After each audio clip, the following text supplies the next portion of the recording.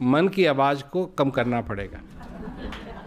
क्योंकि मन की आवाज़ इतनी तेज है, ये तो वही वाली बात है कि रेडियो बज रहा है और कोई आपसे बात करना चाहता है तो आप क्या करेंगे? अब कई लोग हैं वो तो रेडियो बज रहा है।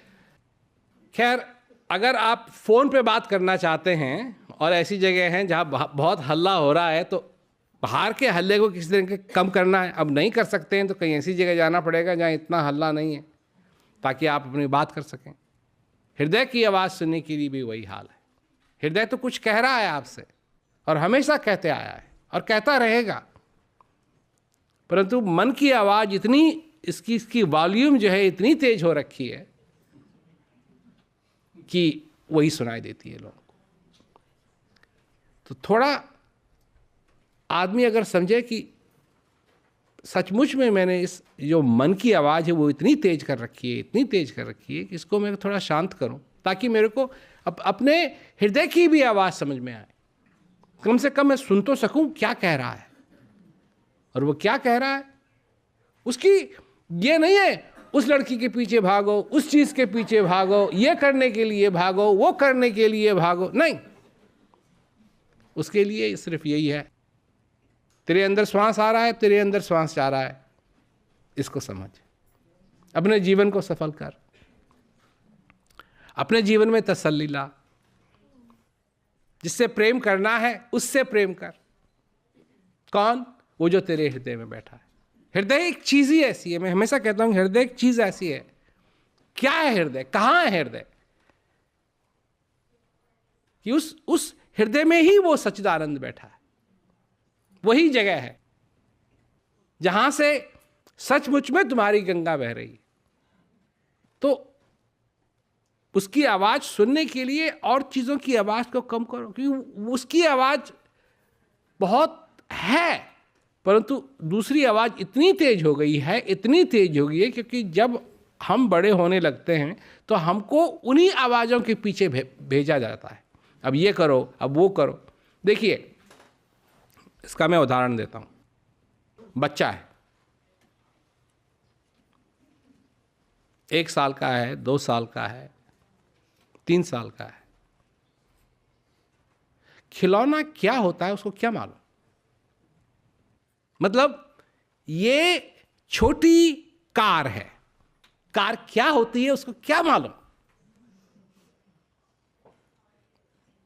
और छोटी और बड़ी का क्या तुक है उसको नहीं मालूम।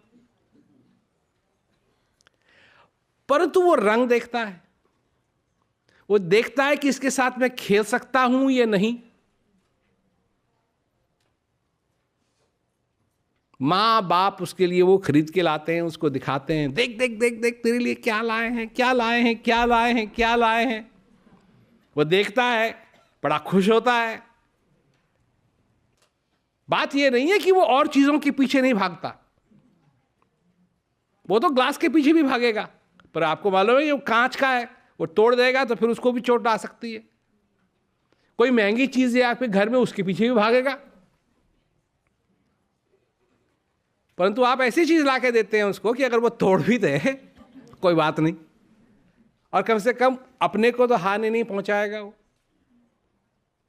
ये हुआ आपके लिए खिलौना। आप जिसको खिलौना कह रहे हैं बच्चे के लिए, उसी खिलौने की परिभाषा बहुत अलग है।